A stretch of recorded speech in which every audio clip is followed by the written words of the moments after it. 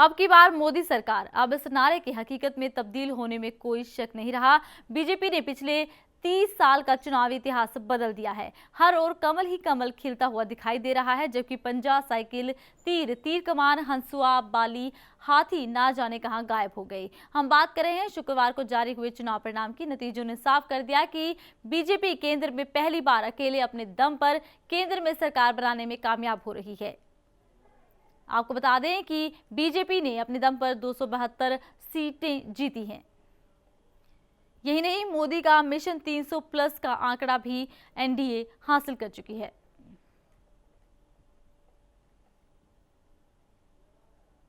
अगर बात करें यूपीए की, तो यूपीए 62 सीटों पर सिमट कर रह गई, जिसमें से कि कांग्रेस के खाते में केवल 49 सीटें गई हैं।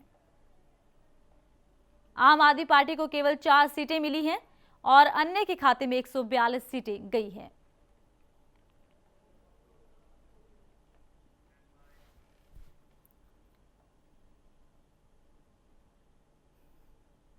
तो हुआ वहीं जिसकी संभावना जताई जा रही थी। ईवीएम का पिटारा खुलते ही उसमें से कमल कर दिए गए वोट बाहर निकलने लगे। हालांकि वोटों की बारिश भी अनुमान से कहीं ज्यादा थी। इस ऐतिहासिक चुनावी नतीजे में नमो की सुनामी पर सवार होकर बीजेपी स्पष्ट गठबंधन की ओर बढ़ती दिखाई दे रही है। गठबंधन की सियासत के इस दौर में पिछले 30 साल में पहला मौका है किसी एक पार्टी को पूर्ण बहुमत मिलता दिखाई दे रहा है। चुनाव इस मायने में भी अलग था कि ये पहला मौका है जब कांग्रेस के अलावा किसी दल को बहुमत मिलेगा। पिछली बार साल 1984 में यह मौका आया, जब इंदिरा गांधी की हत्या के बाद हुए आम चुनाव में कांग्रेस ने 3/4 बहुमत हासिल किया था। अब लोकसभा चुनाव 2014 में नरेंद्र मोदी की अगुवाई में बीजेपी को अकेले दम पर 282 सीटें मिली हैं, जबकि एनडीए का आंकड़ा 330 के पार जा रहा है। अच्छे दिन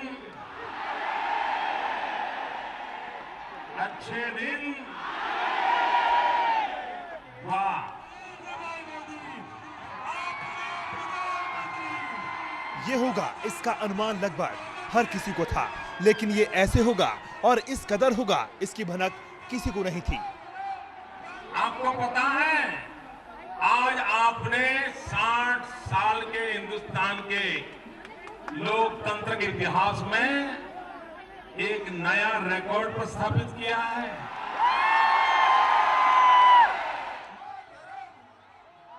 राजनीतिक पंडित चुनाव के बाद बीजेपी के सबसे बड़े दल के रूप में उभरने और एनडीए की सत्ता में आने की भविष्यवाणी कर चुके थे, लेकिन तकरीबन सभी सर्वे में बीजेपी समेत एनडीए को बहुमत के आंकड़े से कुछ दूर बताया जा रहा था। हालांकि एग्जिट पोल में इस बात की उम्मीद जताई गई कि बीजेपी अपने बलबूते पर ही स्पष्ट बहुमत पा सकती है, लेकिन आशंका के बादल फिर भी मंडराते रहे। जब ये बादल छटे और ईवीएम का पिटारा खुला, तो नतीजे चौंकाने वाले और ऐतिहासिक रहे। ये बात तो करीब करीब तय हो चुकी थी कि देश में मोदी की हवा बह रही है, लेकिन विरोधी इसे मानने के लिए तैयार नहीं थे। लेकिन ये हवा आंधी का रुख अख्तियार कर लेगी, इसका आभास किसी को भी नहीं था। और जब ईवीएम से मोदी नाम का तूफान निकला, या यूं कहें कि मोदी की सुनामी चली, तो हर कोई भौचक्का रह गया। नमो की लहर को नकारने वाले उनके सारे प्रतिद्वंदी चारों खाने चित हो गए। मोदी की लहर अपने साथ साथ बड़े बड़े सुरमाओं को बहा कर ले गई। जिसने इस लहर को चुनौती देने की कोशिश की, वो उसमें डूब गया। कांग्रेस का बंटाधार हो गया। नतीजा, हाथ अपना सिर पीट कर रह गया। राकपा की घड़ी का अलार्म भी बंद हो गया। नेताजी की साइकिल पंचर हो गई, साथ ही उनके प्रधानमंत्री बनने का सपना भी पंचर हो गया। बहन जी की हाथी का हाल तो और भी बुरा हुआ। वो इस कदर हाफने लगा कि रेस में दौड़ने से पहले ही हाफने लगा। नीतीश का तीर निशाने से कोसों दूर जाकर लगा। लालू के लालटेन की लौ तो मध्यम पड़ गई। खुद की अनुपस्थिति में सियासत की कमान अपनी पत्नी और अपनी बेटी मीसा के हाथ में विरासत की राजनीति सौंपने का उनका ख्वाब भी चूर चूर हो गया। रावड़ी मीसा दोनों का बुरा हाल हुआ।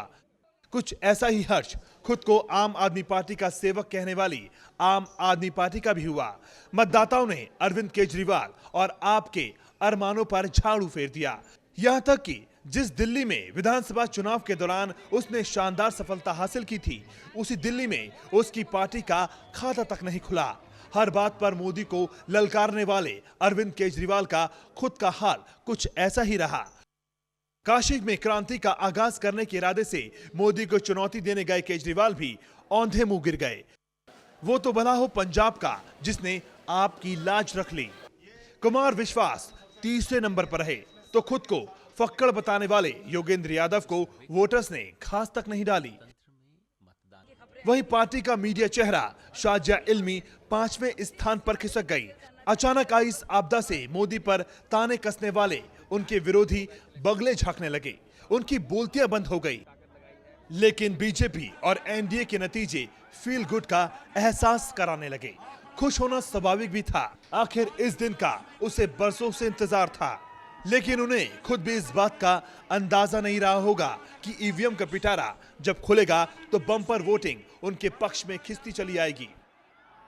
कि हमारे देश में अब तक जितने लोकसभा के जनरल इलेक्शन हुए हैं उसमें 5,70,000 का रिकॉर्ड किसी ने किया नहीं है।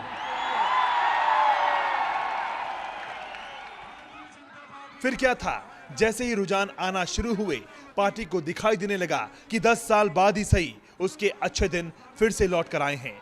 और ये सब संभव हो सका नरेंद्र दामोदर दास मोदी की बदौलत।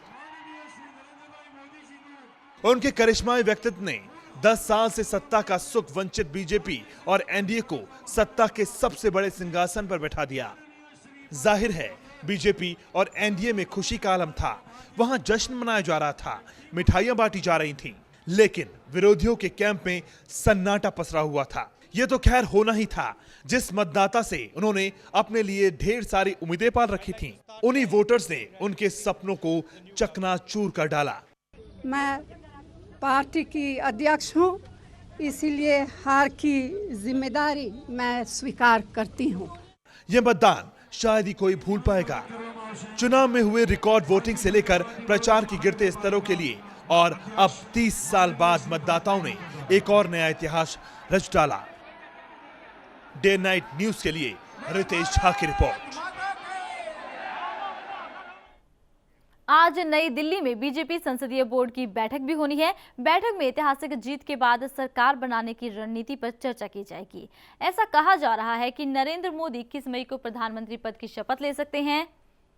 आज की बैठक में उस पर चर्चा हो सकती है। इसके अलावा इसमें संभावित कैबिनेट को लेकर भी चर्चा हो सकती है। बैठक में बीजेपी के तमाम दिग्गज नेताओं के मौजूद रहने की उम्मीद जताई जा रही है। इसमें नरेंद्र मोदी भी शामिल हैं। वैसे मोदी आज संसदीय बोर्ड की बैठक के बाद वाराणसी जाएंगे, जहां से वो दशाश्वमेध घाट पर गंगा आरती करेंगे। इसके बाद वापस अहमदाबाद जाने की चर्चाएं हैं।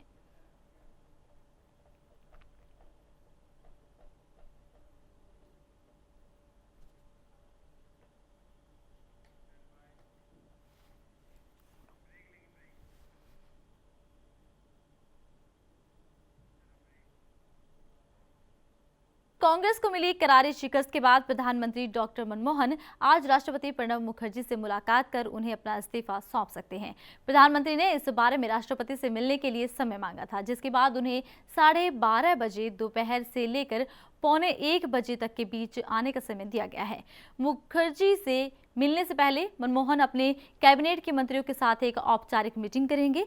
मुखर्जी से मुलाकात के तुरंत बाद वो राष्ट्र के नाम संबोधन भी करेंगे। इसके बाद वो अपने कैबिनेट के मंत्रियों के लिए एक चाय पार्टी का आयोजन करेंगे, जिसके बाद राष्ट्रपति मौजूदा कैबिनेट के सम्मान में एक डिनर का आयोजन करेंगे। मनमोहन सिंह 10 साल तक पीएम रहने वाले जवाहरलाल नेहरू और इंदिरा गांधी के बाद देश के तीसरे प्रधानमंत्री हैं।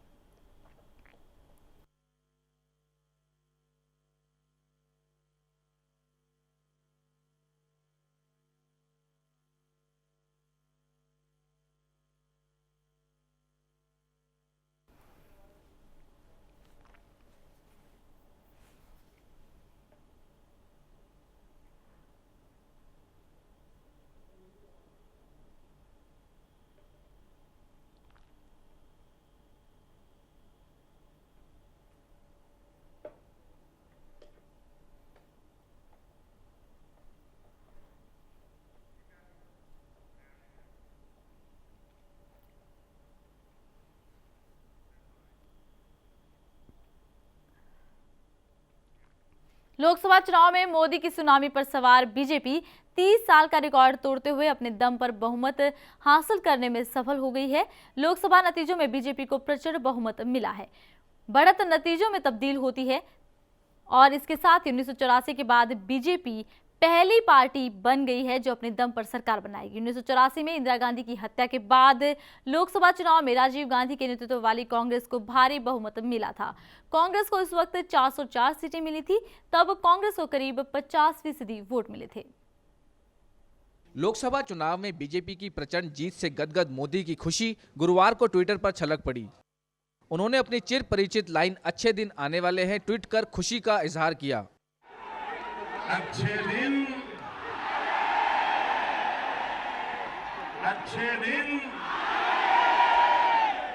वाह। उन्होंने ट्विटर पर लिखा, "इंडिया हैज वन", भारत की विजय, अच्छे दिन आने वाले हैं। वहीं अंबाला से रिकॉर्ड तोड़ जीत हासिल करने वाले रतनलाल कटारिया के मुताबिक यह बीजेपी के कार्यकर्ताओं की मेहनत और मोदी की लहर का नतीजा है जो आज पूरे देश में बीजेपी पार्टी का परचम लहरा रहा है। उनके मुताबिक हर जगह बीजेपी और मोदी के नाम की धूम है। कटारिया के मुताबिक आने वाले विधानसभा चुनावों में भी यही हाल होने वाला है और कांग्रेस का सुपड़ा हरियाणा में नहीं बल्कि पूरे देश से साफ होने वाला है। ये चुनाव जो था, ये नरेंद्र मोदी जी की जो सुनामी सारे भारतवर्ष के अंदर चली, उसका परिणाम था।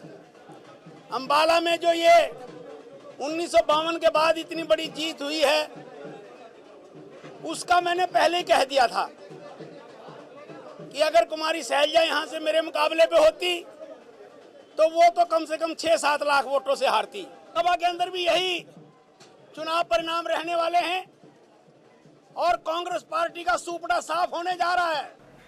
सोनीपत लोकसभा से बीजेपी के उम्मीदवार रमेश कौशिक ने कांग्रेस उम्मीदवार जगबीर मलिक को 83,000 वोटों से हराकर सोनीपत से जीत हासिल की। इसी दौरान रमेश कौशिक ने मीडिया से बात करते हुए कहा कि जिस तरह पूरे भारत में नरेंद्र मोदी की लहर चल रही है, अब वो एक सुनामी बन चुकी है। आज पूरे देश में पूर्ण बहुमत के साथ बीजेपी जीत रही है। जो लोगों ने बहुमत दिया है वो इसलिए दिया है कि हम भारतवर्ष को कैसे मजबूत कर सकते हैं, कैसे भ्रष्टाचार हटा सकते हैं, कैसे महंगाई पर कंट्रोल कर सकते हैं और नरेंद्र मोदी जी को एक मजबूत नेतृत्व के लिए लोगों ने वोट दिया है। और हमारी प्राथमिकता रहेगी जो हमारे इलाके के साथ हर बार लगातार भेदभाव हुआ है, हम कोशिश करेंगे कि उसको हम दूर करें और अपने इलाके का विकास करें। और मैं एक बार फिर अपने क्षेत्रीय की पार्लियामेंट क्षेत्रीय पूरी जनता बहुत बहुत धन्यवाद करता हूँ। वहीं करनाल सीट से जीते अश्विनी चोपड़ा ने कहा कि मोदी की लहर और लोगों में बदलाव की वजह से आज बीजेपी का परचम हर जगह लहरा रहा है।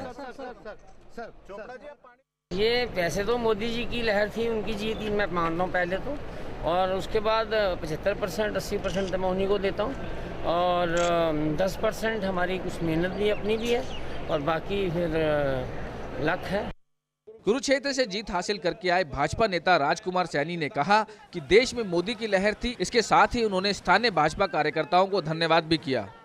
कुरुक्षेत्र में जो आज आप अपने भारतीय जनता पार्टी के कर्मठ कार्यकर्ताओं और जो हमारे पदाधिकारी हैं, उन सब ने जो लगन मेहनत से काम किया, सब ने इकट्ठा होकर के पूरे 9 के 9 विधानसभा क्षेत्रों में जितना जोश से काम किया, आज का ये श्रेय सारा नरेंद्र भाई मोदी के कुशल नेतृत्व को, भारतीय जनता पार्टी की नीतियों को और इन जो हमारे साथ में जुड़ी हुई हरियाणा जनहित कांग्रेस और भारतीय जनता पार्टी के सभी नेताओं का और कार्यकर्ताओं का जो श्रेय है वो इन सब भाइयों को जाता है। नरेंद्र मोदी की मां हीरबा मोदी ने बेटे पर गर्व प्रकट किया है और विश्वास जताया है कि उनका बेटा देश के प्रधानमंत्री के तौर पर विकास के कार्य को आगे बढ़ाएगा। नरेंद्र मोदी की अभूतपूर्व जीत के संकेतों के बाद घर पर मन रहे जश्न के बीच हीरबा ने 2 लोगों की मदद से भगवान सूर्य की पूजा की। मतगणना के रुझानों को लेकर पूछने पर उन्होंने कहा कि मेरा आशीर्वाद हमेशा उनके साथ है और वे देश में विकास के कार्य को आगे लेकर जाएंगे। 2014 के लोकसभा चुनावों में मोदी की सुनामी पर सवार बीजेपी ने 30 साल का रिकॉर्ड तोड़ अपने दम पर बहुमत हासिल किया है। हालांकि हिसार सीट पर हजका प्रमुख कुलदीप बिश्नोई अपनी हार पर काफी निराश दिखाई दिए और इसी के चलते उन्होंने अध्यक्ष पद से इस्तीफा भी दे दिया है। चंडीगढ़ से कैमरामैन विनय कुमार के साथ Manoj Rathi, day night news. Chandigarh से कांग्रेस उम्मीदवार और पूर्व केंद्रीय मंत्री पवन बंसल बीजेपी की किरण खेर से चुनाव हार गए। बंसल पर रेल मंत्री रहते रिश्वत कांड में शामिल होने के आरोप लगे। किरण खेर ने अपने निकटतम प्रतिद्वंदी पवन बंसल को 70,000 वोटों से हरा दिया।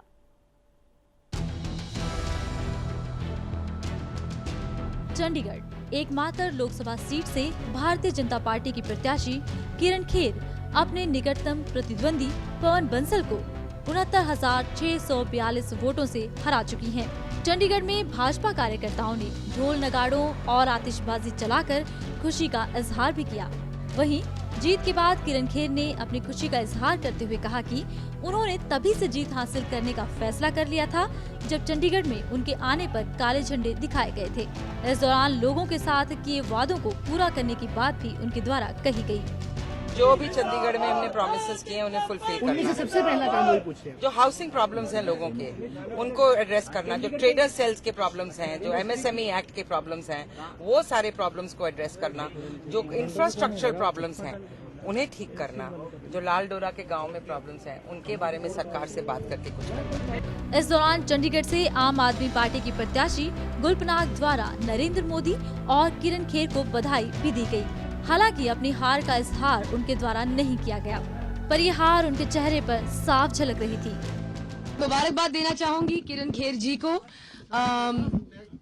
और भारी बहुमत में चंडीगढ़ की जनता ने उन्हें जिताया है और मुझे पूरी आशा है कि वो चंडीगढ़ के लिए काम करेंगी। मैं मुबारकबाद देना चाहूंगी श्री नरेंद्र मोदी को और भारतीय जनता पार्टी को। नरेंद्र मोदी जी के नेतृत्व के नीचे भारतीय जनता पार्टी ने इतना भारी टैली प्राप्त की है और मैं मुबारकबाद देना चाहूंगी एनडीए को। इस बड़े झटके के बाद गुलपनाग तो दिखी, पर पिछले 15 सालों से सांसद रह चुके पवन बंसल कहीं नहीं दिखे। चंडीगढ़ से भाजपा प्रत्याशी किरण खेर भारी बहुमत के साथ जीत गई है। ये जीत फिर चाहे मोदी की लहर का परिणाम हो या कुछ और, विरोधी पार्टियों को भाजपा ने करारी शिकस्त दी है। कैमरामैन अमनदीप के साथ Priyanka Negi, day night news, Chandigarh. Lok Sabha चुनाव में मोदी की सुनामी पर सवार बीजेपी 30 साल का रिकॉर्ड तोड़ते हुए अपने दम पर बहुमत की ओर बढ़ चुकी है। हम बात करें अगर बीजेपी की तो तमाम रुझान नतीजों में बदले गए। परिणाम आए हैं, उसके अंदर कांग्रेस की बहुत बुरी हार हुई है। क्या वजह मानते हैं, कहाँ कमी रह गई कांग्रेस से? ये तो अभी हमें पार्टी के भीतर मिल बैठकर सोचना होगा। इतनी जल्दी किसी निष्कर्ष पर पहुंचना जल्दबाजी होगी, लेकिन शायद हम अपने अच्छे किए हुए कामों को लोगों तक पहुंचा नहीं पाए। हमारा जो संवाद निरंतर जनता के साथ रहना चाहिए था, शायद कहीं कमी रही। सर, कांग्रेस हमेशा कह रही थी कि मोदी की लहर नहीं है, लेकिन जो अब परिणाम आ रहे हैं, बीजेपी पहली बार ऐसा हुआ है कि इतने ज़्यादा नंबर्स लेके आ रही है, तो कहीं ना कहीं मानना पड़ेगा कि मोदी लहर थी देश में। नहीं, मैं मोदी लहर नहीं मानता। ये लहर मोदी लहर नहीं थी। लोगों में परिवर्तन करने की एक प्रबल इच्छा, मना स्थिति बना ली थी। मोदी ना होते, कोई और नेतृत्व कर रहा होता तो भी परिणाम लगभग यही होता। क्या राहुल गांधी आके अब हार की जिम्मेदारी लेंगे? ये राहुल जी से पूछना। एक आखिरी सवाल सर, अब 21 तारीख को शपथ लेने जा रहे हैं। मनमोहन सिंह ने उन्हें बधाई भी दी है। लगता है कि भारतीय जनता पार्टी कहती है जो वादे कर रहे थे, जो दावे किए थे और जो अच्छे दिन आने वाले की बात कही थी, बीजेपी पूरा कर पाएगी? बीजेपी को पूरी तरह से बहुमत इस देश की जनता ने दे दिया। अब तो उनके पास कोई बहाना भी नहीं है कि हम उन तमाम चीज़ों को जो वायदे उन्होंने किए थे बढ़ चढ़ कर, अब उन्हें पूरा करने के लिए उन्हें सामने अब पाले में उनके गेंद है। इसलिए अब महंगाई कम करना उनकी जिम्मेदारी है, अब पेट्रोल के दाम कम करना उनकी जिम्मेदारी है, भ्रष्टाचार को समाप्त कर देना अब ये उनकी जिम्मेदारी है, विदेशों से काला धन वापस ले आना अब ये उनकी जिम्मेदारी है, लोगों को रोजगार देना अब ये उनकी जिम्मेदारी है। तो ये अब जिम्मेदारियां उठाने के लिए उनको स्वयं तैयार रहना होगा। फिर भारतीय जनता पार्टी बहुत सारे अपने कार्यक्रमों को इसलिए कहती रही है कि हम पूरा नहीं कर पाते क्योंकि हमारे पास स्पष्ट बहुमत नहीं। अब चाहे वो मंदिर वाला मुद्दा हो या धारा 370 वाला मुद्दा हो या यूनिफॉर्म सिविल कोड वाला मुद्दा हो, अब तो मोदी जी के सामने कोई बाधा है ही नहीं। उन कार्यक्रमों को लागू करके दिखाना, ये चुनौती अब मोदी जी के ऊपर है। एक आखिरी सवाल सर, बधाई देंगे मोदी जी को? बिल्कुल बधाई देंगे। लोकतंत्र में जो भी विजयी होता है और प्रधानमंत्री बनता है, वो किसी एक दल का प्रधानमंत्री नहीं होता, पूरे देश का प्रधानमंत्री होता है। और अगर वो प्रधानमंत्री बनेंगे तो उनको ज़रूर बधाई देंगे। तो चतुर्वेदी जी साफ साफ बधाई दे रहे हैं कि देखिए लोकतंत्र में जीत हुई है भारतीय जनता पार्टी की। उन्हें बधाई भी दी है और कहीं ना कहीं तंज भी कस रहे हैं कि देखिए जो वादे बीजेपी ने करे थे, महंगाई कम करने का, भ्रष्टाचार मिटाने का, रोजगार देने के, उन सारी चीज़ों को कहीं ना कहीं अब मोदी जी को पूरा करना है। और हार की जिम्मेदारी कह रहे हैं कि अपनी जो महत्वपूर्ण योजनाएं थी उन तक जनता से कोई तक नहीं ले जा पाए और कहीं ना कहीं कनेक्ट करने में भी कांग्रेस फेल रही है। कैमरामैन फिरोज खान के साथ Rahul Sharma, day and night news, Delhi. इस बुलेटिन में बस इतना ही। बने रहिए डे एंड नाइट न्यूज के साथ। नमस्कार। खबरों की दुनिया में आइए, हमारे साथ कहीं भी और कभी भी जुड़िए। हम मिलेंगे फेसबुक पर, हम दिखेंगे यूट्यूब पर, हमें फॉलो कीजिए ट्विटर पर। खबरों के साथ बने रहिए रात दिन।